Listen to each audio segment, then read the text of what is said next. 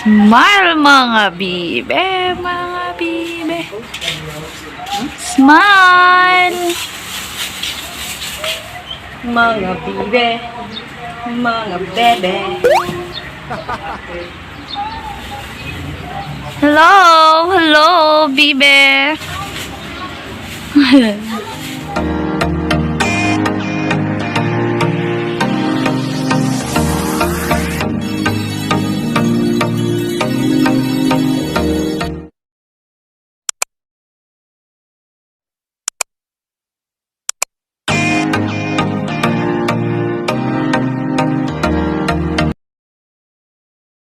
Hello guys! Welcome back to our channel! Tingnan mo ko. At ayan guys, welcome to our kitchen! Ito po ang recipe natin for bebe. today. Bawal ang pa-bebe ngayon kasi siya po ang ating recipe for today. Are you ready guys? Ayan. Hello mga bibe! Hello! Ayan. So let's start cooking!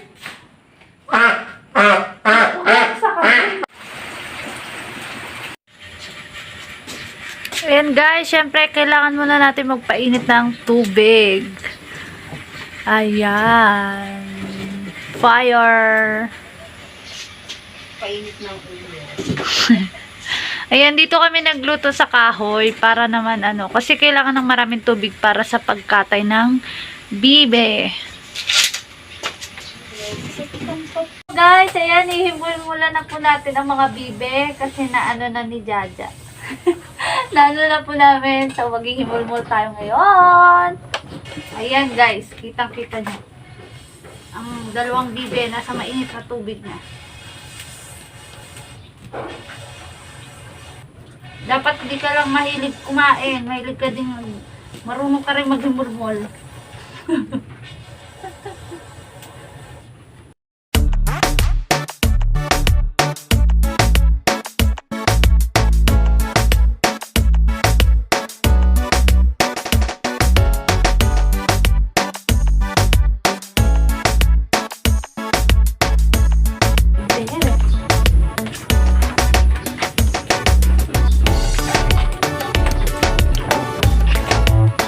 One million views to. Pagod na pagod ako eh.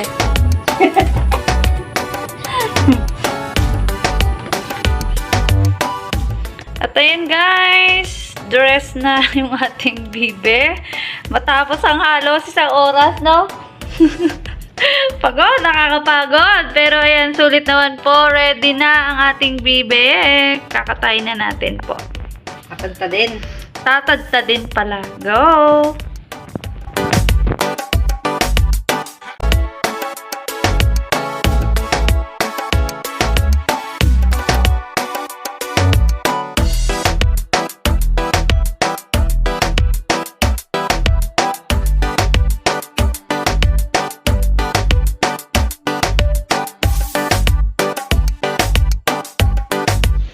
Ayan guys, after natin ng tadtad, ayan na po siya. Ayan, hugasan po natin to ng magaling.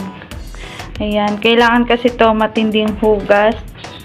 Syempre, para mas hindi siya malansang ang lasa. Okay.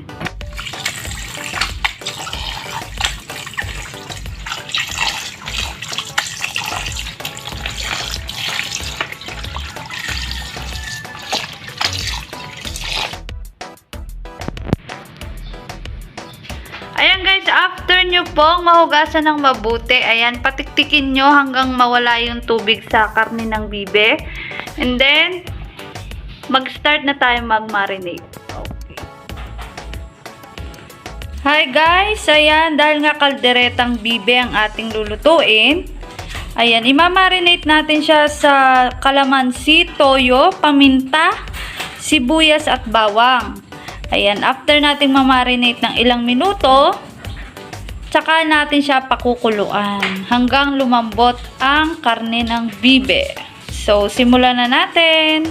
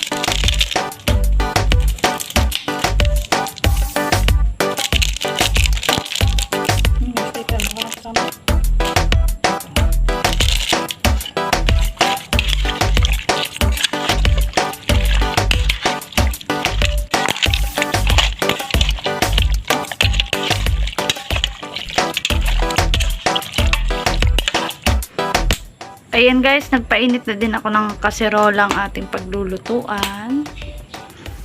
Ayan. Ayan guys, after 10 minutes, ayan, isasalang na natin siya sa kaserola.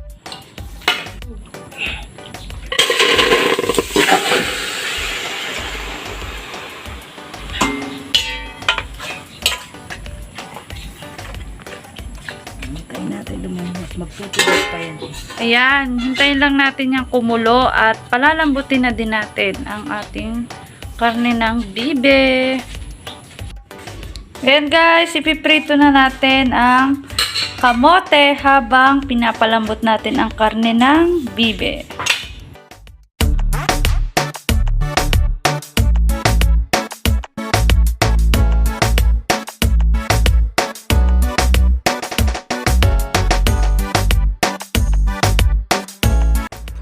At ayan guys, luto na ang ating kamote. Ayan, ipiprepare na din natin ang ating mga kailangan. Ayan, ang Baguio beans. Siyempre, 1 cup of peanut butter. Rino. Ayan, isang rino lang po. At siyempre, tomato sauce. Ayan. Ayan guys, kailangan din po nating durugin ang mani. Ayan na po yung nadurog natin.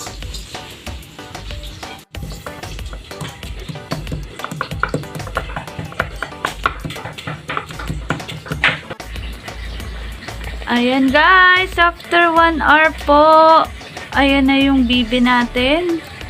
Tender and juicy na.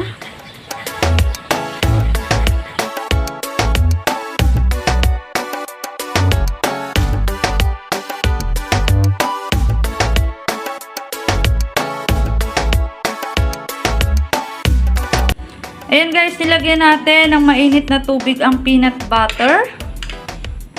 Ayan, para hindi siya masyadong malapot sa pag nilagay natin sa karne ng bibe.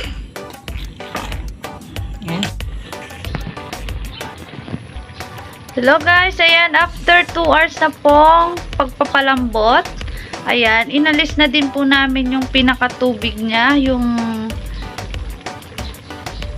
pinagkuluan. Ayan, para hindi po mapanis kasi lulutuin na natin siya as caldereta. Lagay na po natin ang tomato sauce. Ayan, guys, huwag nyo kalimutan na alsin nyo ang pinagkuluan.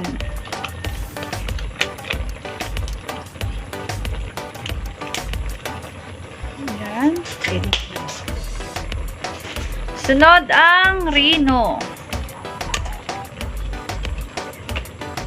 Haluin lang natin.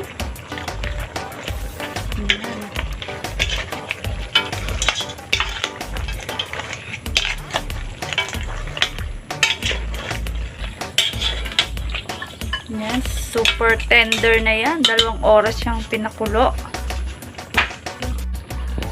Yan, sunod na po natin ang peanut butter.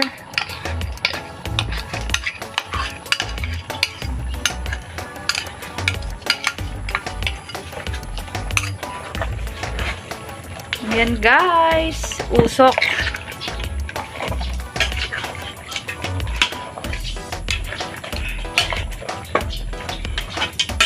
Haluin mabuti.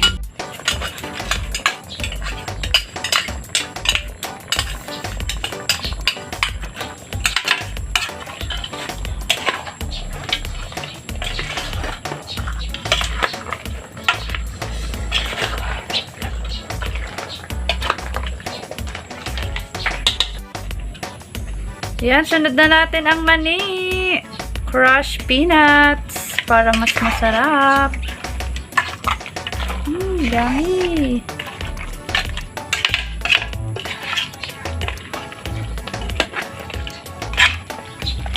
Haluin lang mabuti.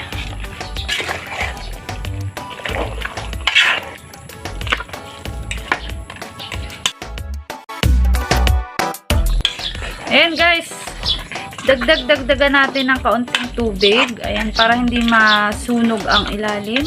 And then, lagay na natin ang ating string beans. Ayan. Ayan, lutong-luto na po ang ating kaldereta kasi sobrang lambot na yun. And guys, huwag niyong kalimutan na mahinang apoy lang po natin yung lulutuin. Kasi sobrang cook na po yung ating bibe. Ayan. Ayan guys, mahinang apoy lang po yan ha. And then, after a while, lagay na natin ang ating piniritong kamote. And syempre, halo-halo.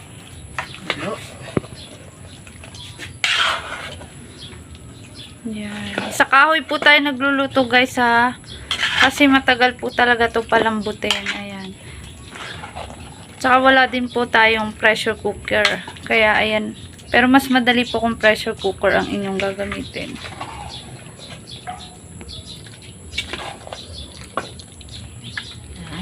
Ayan. Sarap. Sunod na natin syempre ang sili. Ayan, para maging kaldereta na talaga. Mas masarap po din yung red chili. Kaya lang wala pang red chili sa paligid.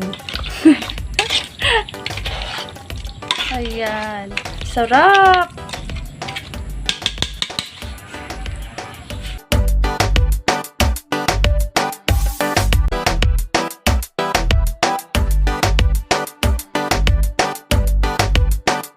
One eternity later. Ayan guys, ayan, inabot na kami ng dilim. So, ready to serve na po ang ating kalderetang bibe. So guys, huwag niyo pong kakalimutan ang lahat ng aming paalaala. So, it's time to eat. Ayan, maraming salamat po. Thank you for watching.